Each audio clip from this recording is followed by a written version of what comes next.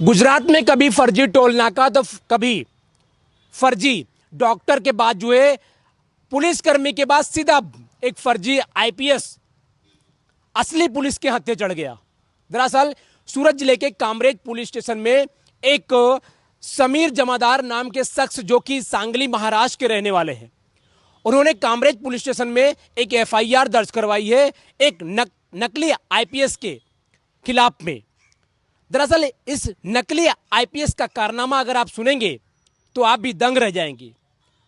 दरअसल ये आईपीएस नकली कौन है और किसके इशारे पर इसने गुजरात टूरिज्म का होटल को 99 साल के लिए जो लिया था और उसी बिजनेस में समीर जमादार को बातचीत किया और उसको 30% के दम पर जो है उसको भागीदारी में शामिल करके उसके पास से 23 लाख रुपए जो है ऐंठ लिए थे।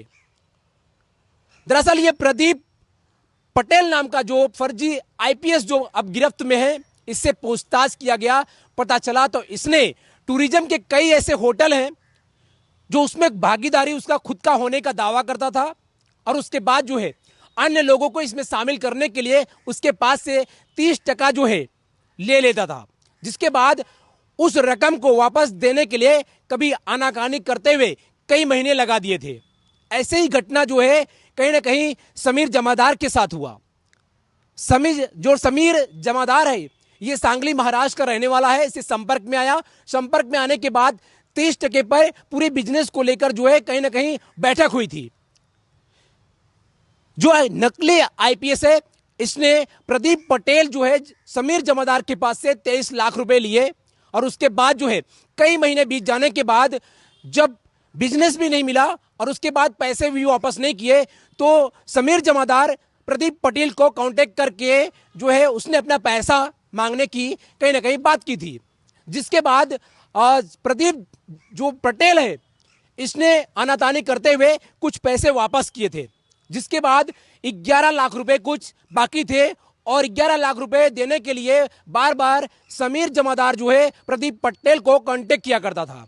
लेकिन प्रदीप जो कांटेक्ट करने के बजाय वो आईपीएस का रौब जमा कर उसे धमकी दिया करता था, जिसके बाद जो है समीर जमादार सूरत जिले के कामरेज पुलिस स्टेशन में प्रदीप पटेल के खिलाफ में एक शिकायत दर्ज करवाई थी, जिसके आधार पर कामरेज पुलिस जो है दबिश देते हुए प्रदीप पटेल को गिरफ्तार कर लिया गया था।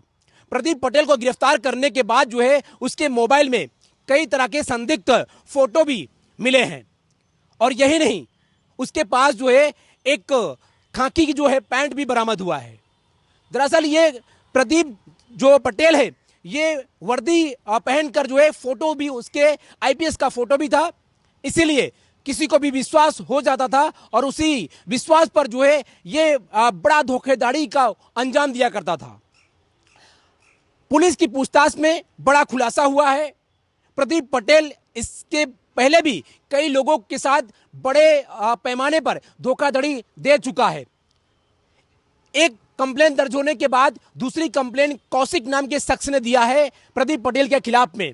उसके पास से भी बड़ी रकम ये फर्जी आईपीएस के तौर पर प्रदीप पटेल कई लोगों के साथ जो है धोखाधड़ी कर चुका है।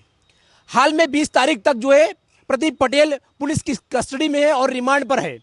इस दौरान पुलिस जो है इससे पूछताछ करेगी कि और कितने लोगों को धोखाधड़ी का शिकार किया है, बना चुका है और कितने लोगों से अब तक पैसे ले चुका है। गुजरात राज्य में जिस तरह से फर्जी आईपीएस, फर्जी टोलनाका, फर्जी पुलिस और फर्जी आईपीएस का जो सिलसिला शुरू है ये रुकने का नाम नहीं ले रहा है। एक के बाद एक बड़े कारनामे राज्य सरकार के संज्ञान में आता दिखाई दे रहा है। ऐसे में सरकार को सतर्क रहना चाहिए और ऐसे फर्जीवाड़ों में गिरफ्तार हुए ये तमाम जो आरोपी हों इनको सलाखों के पीछे भेजकर, यही नहीं इनके ऊपर बड़ा मुकदमा चलना चाहिए और इनको कई सालों तक जो है इनको सजा देने का काम जो है यदि पुलिस करती है और सरकार करती है तो ऐसे फर्जीवाड़े जो है कहीं ना कहीं गुजरात में रुक सकते हैं और कई जो शहर की जनता है ऐसे लोगों से जो है बच सकती है। तब तक के लिए आप भी देखते रहिए पब्लिक लाइव और सतर्क और सावधान भी रहें। सूरत से कैमरामैन सागर के साथ राजेश विश्वकर्मा, ब्यूरो रिपोर्ट, सूरत। जी रोलिंग शो। સુરત ગ્રામ્યના કામરેજ પોલીસ સ્ટેશનમાં એક ફરિયાદ દાખલ થઈ છે, જેમાં ફરિયાદી સમીર જમાદાર, જે સાંગલી મહારાષ્ટ્રનો વતની છે, એમણે પ્રદીપ બળદેવભાઈ પટેલ, જે લક્ષ્મી બંગલોઝ કામરેજમાં રહે છે, એમની સામે એવી ફરિયાદ આપી કે પ્રદીપ પટેલે પોતે આઈપીએસ એટલે કે પોલીસ ઓફિસર હોવાની પોતાની ઓળખાણ આપેલી અને ગુજરાત ટુરિઝમમાં તોરણ નામની જે ટુરિઝમના જે હોટેલ્સ હોય છે એ પૈકી આ જે પ્રદીપ પટેલ છે એમની પાસે 99 વર્ષના ભાડા પટ્ટેથી આ હોટેલનો એને કોન્ટ્રાક્ટ મળેલો છે અને આ પૈકીના 30% હિસ્સો આ જે ફરિયાદી સમીર જમાદાર છે એને આપવા માટેથી વાતચીત થયેલી અને પોતે આઈપીએસ ઓફિસર છે, એમની પાસે અન્ય પણ ઘણી બધી આ પ્રકારની સરકારી પ્રોપર્ટી છે એવી લોભ લાલચ આપેલા. યુનિફોર્મની અંદર આઈપીએસ પોલીસ ઓફિસર હોવાનો એમને ઓળખ આપી યુનિફોર્મની અંદર પણ એની સાથે મુલાકાત કરેલી, જેના કારણે આ સમીર જમાદાર જે છે એ મૂળ સાંગલીના વતની છે મહારાષ્ટ્રના, એમને એવું લાગેલું કે પ્રદીપ બળદેવ પટેલ છે એ આઈપીએસ ઓફિસર છે અને આ વિશ્વાસ અને ભરોસાના કારણે સમીર જમાદારે આરોપી પ્રદીપ પટેલને ટુકડે ટુકડે 23 લાખ રૂપિયા જેટલી રકમ આપેલી હતી. આ રકમ એમણે 2023થી લઈ અને 2024ના મે મહિના સુધીમાં આપેલી હતી. ત્યાર પછી સમીરને કોઈ 30%નો હિસ્સો નહીં મળતા એમણે આરોપી પ્રદીપ પટેલ પાસેથી પૈસાની ઉઘરાણી કરેલી, કાં તો મને પૈસા આપો અથવા મને હિસ્સો આપો, જેથી આ જે પ્રદીપ પટેલ છે એમણે અમુક રકમ પાછી આપેલી અને જે સમીર છે ફરિયાદી એમને 11 લાખ રૂપિયા હજી સુધી પણ આપતો ન હતો અને ગલ્લા તલ્લા કરતો હતો. પોતે પોલીસ ઓફિસર હોવાનો રોફ બતાવી અને એને ડરાવતો હતો, જેના કારણે આ જે સમીર જમાદાર છે એમણે કામરેજ પોલીસ સ્ટેશનમાં ફરિયાદ આપેલી. કામરેજ પોલીસ સ્ટેશનના પોલીસ ઇન્સ્પેક્ટર શ્રી અજીતસિંહ ચાવડા એમની ટીમે તાત્કાલિક કાર્યવાહી હાથ ધરેલી અને આરોપી પ્રદીપ પટેલ જે છે એની ધરપકડ કરી છે.